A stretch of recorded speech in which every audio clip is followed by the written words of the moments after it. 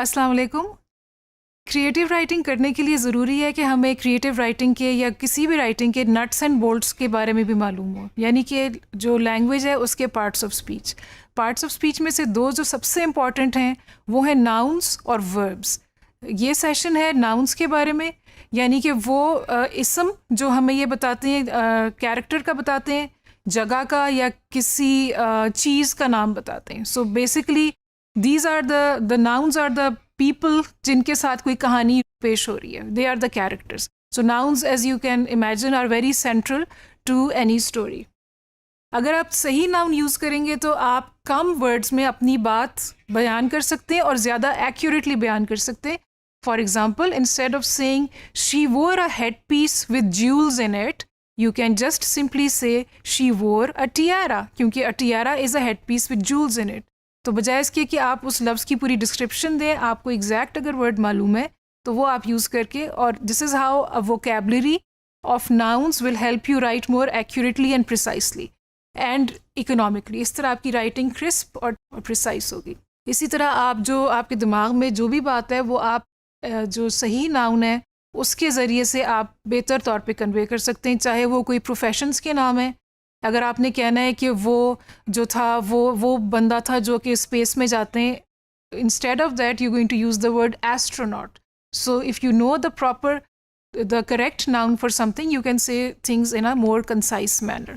So it's important to know nouns, it's important to read so that you know nouns and choose the right one, and then check and do a research. If you're using one that you don't know from before, उसको ज़रा एक दफ़ा check कर लें कि आप जिस sense में यूज़ करने जा रहे हैं वो दुरुस्त है कि नहीं।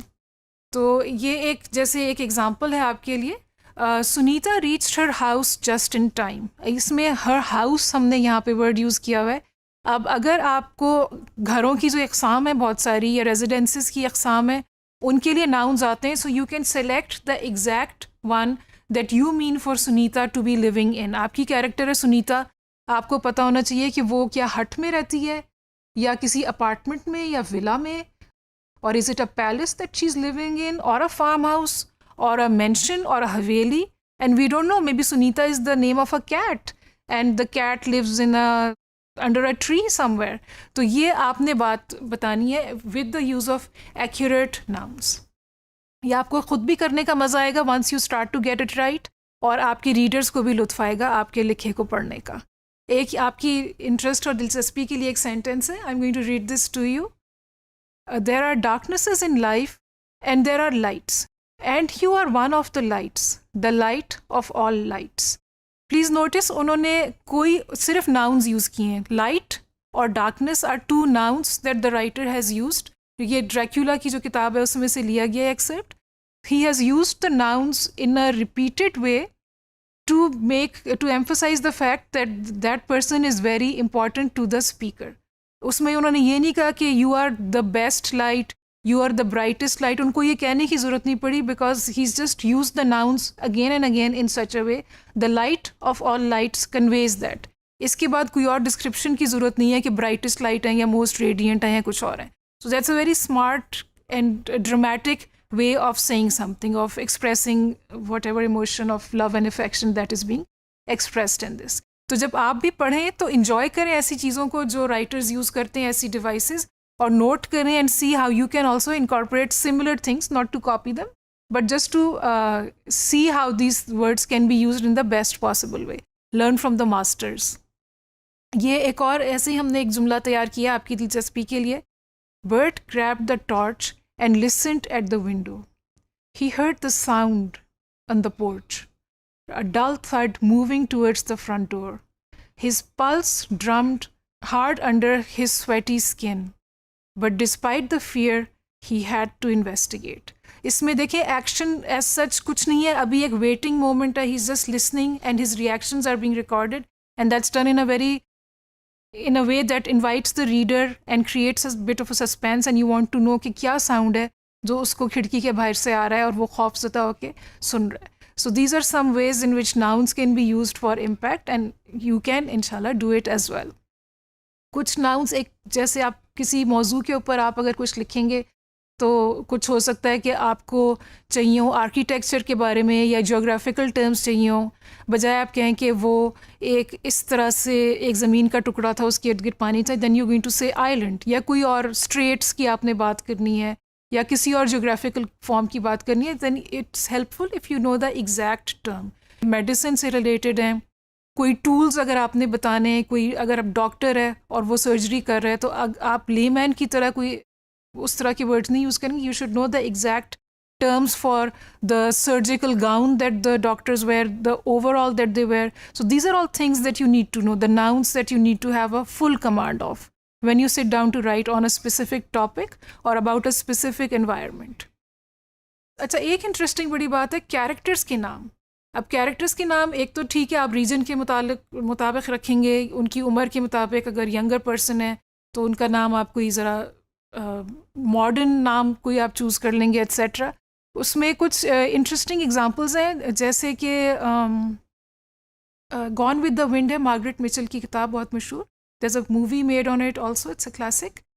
उसमें जो हीरोइन है उनका नाम उन्होंने स्कारलेट रखा है। Scarlett is also a colour, it's a bright red colour. और जो हीरोइन है उनका किरदार भी ऐसा है, she is very vibrant, she is very wilful, वो अपनी मर्जी करती हैं और बहुत शी इज़ ऑलमोस्ट वाइल्ड और बहुत स्पॉन्टेनियस और बेसाख्ता उनकी पर्सनैलिटी है। तो स्कारलेट का नाम उनके लिए बहुत अच्छा सूटेबल है। तो इसी तरह किरदारों के नाम जब सेलेक्ट किए जाएँ, वो भी सोच के कि पढ़ने वाले के दिमाग में इससे क्या इमेज क्रिएट होगी। जैसे अगर आप नाम रखें खैरुन्निसा एक कैरेक्टर का, उससे एक और इमेज क्रिएट होगी। अगर आप बबली रखें नाम, तो both are female names but they create completely different impressions in the readers mind and you need to be aware of those. Character description के लिए आपको नाउन्स पता होने चाहिए, जैसे कि बरेट हैट होता है या स्टिलेटो जूतियाँ हैं हील्स वाली, बजाय ये कहने कि उन्होंने हील्स वाली जूतियाँ पहनी थी, आप एग्जैक्ट हील, उस वाली हील के जूतों का नाम अगर आप बताएंगे, so that makes your writing more impressive.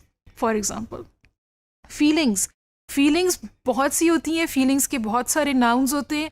अक्सर हम बहुत लिमिटेड से happy, sad, happiness, sadness, disgust, इस तरह के 2-4 वर्ड्स हैं जो आप आम अपनी लैंग्वेज में यूज़ करते हैं, लेकिन आपकी राइटिंग में इससे ज़्यादा रिचनेस और डेप्थ होनी चाहिए and you should have a wider vocabulary to convey the exact feeling that is in the heart of a character.